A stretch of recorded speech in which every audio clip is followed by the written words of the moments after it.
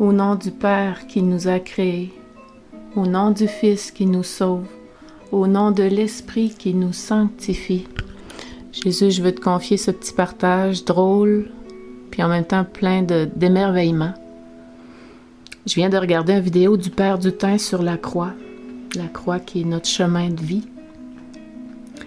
Puis dans cette vidéo-là, il y a un bout qui nous dit que les gens qui sont ennemis de la croix, quand ils se frappent à l'écorce de la croix qui est amère, qui est la souffrance, ils se rebellent, ils se révoltent.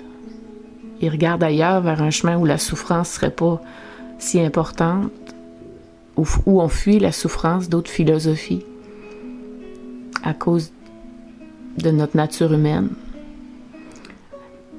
Puis ça m'a fait faire un lien. Ces gens-là sont empêchés d'aller jusqu'au cœur de la croix, où c'est l'endroit où notre souffrance s'unit à la souffrance de Jésus pour nous élever en lui, pour que sa nature prenne racine prenne racine dans notre cœur, dans notre vie, à travers ce qu'on vit de difficile. Mais il y a une autre vidéo dernièrement que j'ai vue, c'est un truc de survie. Tout simplement, on mange un arbre, l'écorce de l'arbre. Il y a une couche dans l'écorce de l'arbre qui est comestible. Ouais, des petits castors. Puis la première couche, je ne me souviens pas du nom, vous aurez ça dans les liens en description.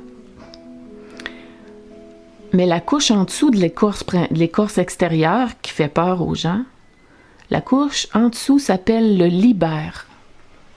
Il n'y a pas de hasard dans la langue française, il y a plein de trésors cachés comme ça qui sont symboliques, significatifs énormément. Fait que la couche en dessous de la grosse écorce, elle s'appelle le libère. Puis c'est en dessous de la couche libère, la croix nous libère. Quand on accepte de l'avaler avec joie, la croix va nous libérer.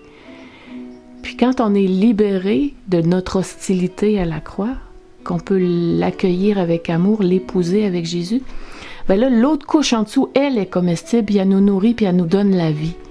Puis dans l'arbre, ce qu'on peut manger s'appelle le cambium.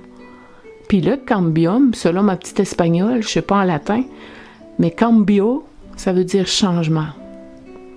Donc la couche, le cœur, pas le cœur, mais la partie de la croix intérieure qui nous nourrit, nous change en Jésus. C'est tellement merveilleux. Et moi, je vous envoie le lien du Père Dutin, puis des liens par rapport à ce fameux cambium, qui est aussi un truc de survie. Des petits castors bienheureux, des petits castors de la croix de Jésus, qui accueillent sa puissance libératrice et sa puissance de changement de notre nature pour qu'elle devienne une nature divine.